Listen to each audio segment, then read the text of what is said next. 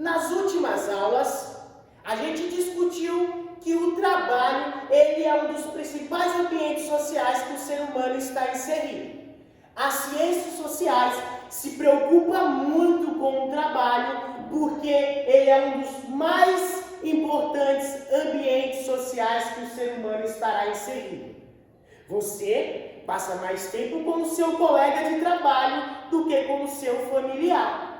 O trabalho modifica a personalidade do indivíduo.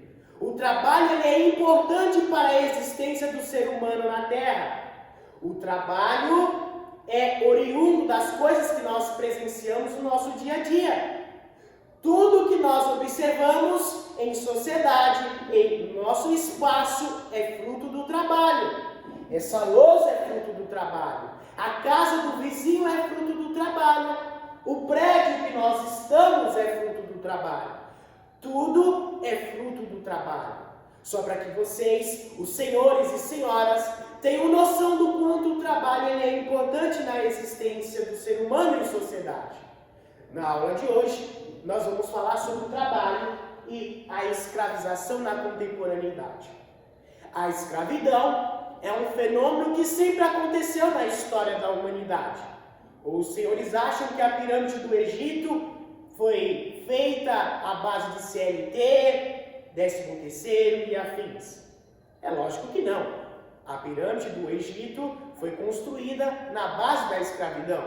O Brasil foi construído, em sua boa maioria, na base da escravidão. Então nós sabemos que a escravidão é algo que acontece na sociedade há muito tempo. Só que hoje nós não usamos mais essa nomenclatura de escravidão. Nós usamos trabalhos análogos à escravidão. O termo análogo quer dizer similar, próximo. No Brasil e no mundo ainda existe esse tipo de coisa. É algo muito triste. Nós sabemos que não é aceitável que em plena pós-contemporaneidade, pós-modernidade, ainda exista esse tipo de coisa, esse tipo de atividade. Isso não é aceitável, mas isso ainda acontece. Só para que os senhores tenham noção, mais de 27 milhões de pessoas, segundo a Organização Internacional do Trabalho, ainda são expostas a algum tipo de trabalho análogo à escravidão. É um dado alarmante, é um dado preocupante, não é mesmo? Em um tempo onde há tecnologias, onde as máquinas estão tomando o lugar do ser humano, ainda existir trabalho análogo à escravidão é muito triste, não é mesmo? No Brasil, mais de 61.035 pessoas, desde 1995 a 2023, foram libertas de algum tipo de trabalho análogo à escravidão.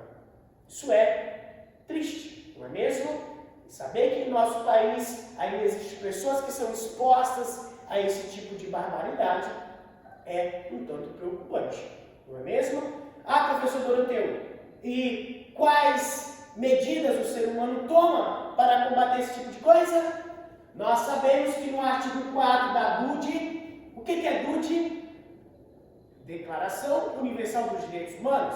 É uma legislação, um tratado universal que tem como noção a garantia da dignidade do ser humano. Todo ser humano, preste atenção, todo ser humano tem que ser tratado com dignidade. Eu vou repetir porque muitas pessoas não entendem o que é os direitos humanos.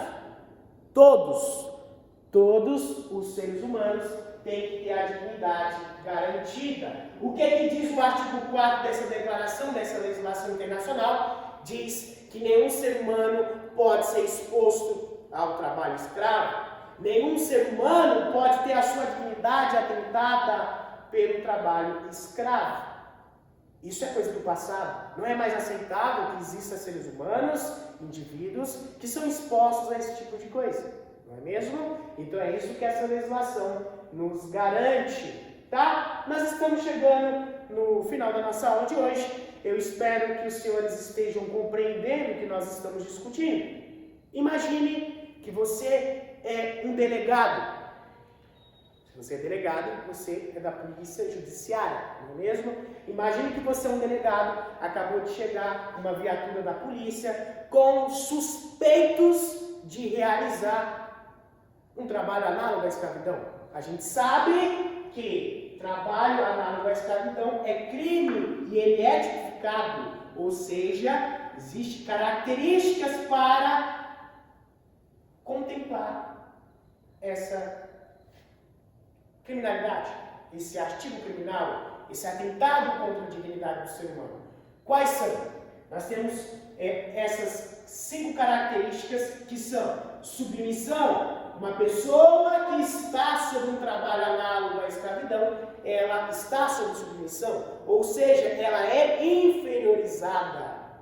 Ela é inferiorizada para ser aliciada, não é mesmo? Nós temos a restrição da locomoção. Uma pessoa que está no trabalho análogo à escravidão, ela tem a sua locomoção, ou seja, o seu direito de ir e vir, paralisado. Ela está sob restrição da sua locomoção. Próximo ponto, vigilância ostensiva. Uma pessoa que está sob um trabalho análogo à escravidão, ela não pode mexer um pé sem ser observada. E isso é uma característica latente de um trabalho análogo à escravidão. E aí, você que é delegado e está sobre essa situação, consegue caracterizar? Consegue ter dimensão se a denúncia procede ou não? Se é realmente um trabalho análogo à escravidão? E aí, próximo ponto e último, posse de documentos. Uma pessoa que está sob um trabalho análogo à escravidão, ela vai ter a sua documentação retida. E uma das questões é porque quando você está sem documentação, você está inviável de locomover-se. Você é um indigente. Quando você não tem documentação no lugar, você está como se fosse um foragido, uma pessoa sem origem. E isso é uma característica de um trabalho análogo à escravidão.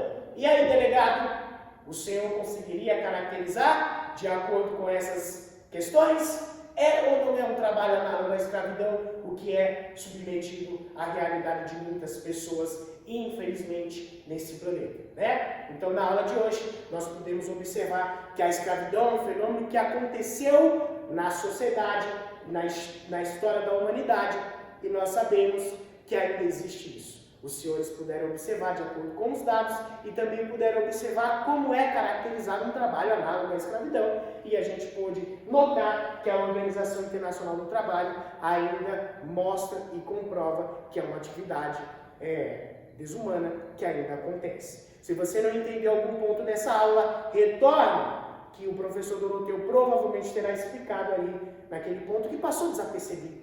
Acontece, não é mesmo? E muito obrigado pela aula de hoje. Deixe o seu like, o seu comentário e um forte abraço.